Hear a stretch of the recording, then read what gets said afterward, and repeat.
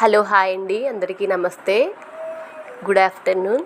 Welcome back to Shannu logs and tips. ఈరోజు video వచ్చేసి అసలు సూర్య భగవానుడు ఎవరు, ఆయన జన్మ రహస్యం ఏంటి అనే వీడియో అనేది మీరందరితో షేర్ చేసుకుందాం అనుకుంటున్నానండి. స్కిప్ చేయకుండా ఎవరు లాస్ట్ వరకు చూడండి. అసలు ఈ రహస్యం అనేది ఈరోజు మనం ఈ వీడియోలో తెలుసుకుందామండి.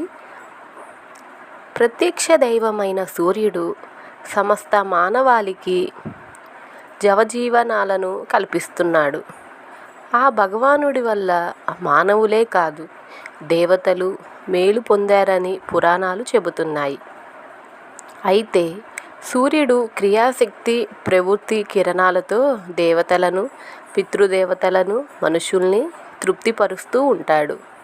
చంద్రుడు శుక్లపక్షంలో సూర్యుడిలో ఉన్న అమృతాన్ని స్వీకరించి దాన్నే తన అమృతంగా మార్చుకుంటాడు.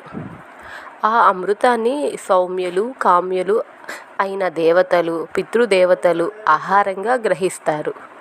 మరి సూర్య భగవానుడు ఎవరు, ఆయన జన్మ రహస్యం ఏంటనే విషయాలను మనం ఇప్పుడు క్లుప్తంగా తెలుసుకుందాం. బ్రహ్మపురాణం ప్రకారం కశ్యప ప్రజాపతి అదితి దంపతుల ముద్దుల తనయుడు సూర్యుడు. ఆ సమయానికే రాక్షసుల ఆగడాలు పెరిగాయి.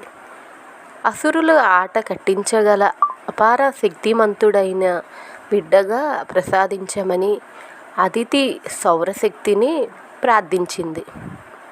విశ్వమంతా విస్తరించిన తేజస్సునే సంక్లిప్తంగా ఆ తల్లి కడుపున నిక్లిప్తం చేసింది దివ్యకాంతి. పుట్టబోయే కొడుకు కోసం వ్రతాలు, ఉపవాసాలు చేస్తున్న అదితిని చూసి కశ్యపుడు ఎగతాళి చేశాడు. బిడ్డని ఆకలితో చంపేస్తావా అని అరిచేశాడు. ఆ మాటకు తల్లి మనసు గాయపడింది. నీరసంగా తన గర్భాండాన్ని తజేసింది. ఆమె కడుపులో నుంచి నేల మీద పడగానే 1,00,000 అగ్ని గోళాల్లో భగభగా మండిందా అండం. ఆ వేడికి సృష్ట అతలాకుతలమైంది. అది తీకలస్యపుల ప్రార్థన తరువాత ఆ అండం పగిలి అందులోంచి అందమైన పసివాడు బయటకొచ్చాడు. ఆ బాలుడే బాణుడు. ఆనాడు మాఘశుద్ధ సప్తమి, రథసప్తమి. ఆ ముహూర్తానికే 7 గుర్రాల రథాన్ని అధిరోహించి వెలుగుల దేవుడిగా బాధ్యతలు స్వీకరించాడని మత్స్యపురాణం చెబుతోంది. తల్లి కోరిక మేరకు దేవతల శత్రువులైన రాక్షసులను ఓడించినందువల్ల ఆదిత్యుడిని పిలువబడినాడు. సూర్యుడు ఎరుపు వర్ణము కలవాడు. ఆయన రథము నందు ఒకే చక్రం ఉంటుంది. దీనినే సంవత్సరము అని అంటారు. ఈ రథమునందు 12 మాసములు, 6 ఋతువులు, 4 మాసముల చొప్పున 3 నాభులు ఉంటాయి.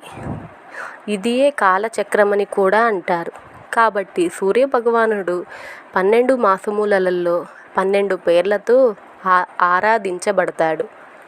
విశ్వకర్మ తన నైపుణ్యంతా గుదిగుచ్చి అగ్నిగోళం లాంటి సూర్యబింబాన్ని కరగతీసి తాప తీవ్రతను తగ్గించాడు.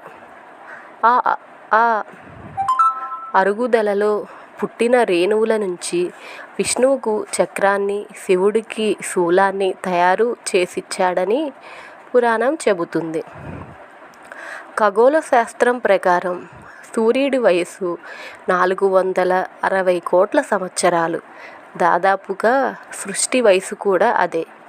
సూర్యుడు వేల నక్షత్రాల మధ్య ఓ మహానక్షత్రం. హైడ్రోజన్, హీలియంలతో నిండిన వాయుగోళం. ఆ గురుత్వాకర్షణ శక్తి కారణంగానే భూమి సహా వివిధ గ్రహాలు సూర్యభ్రమణం చేస్తున్నాయి.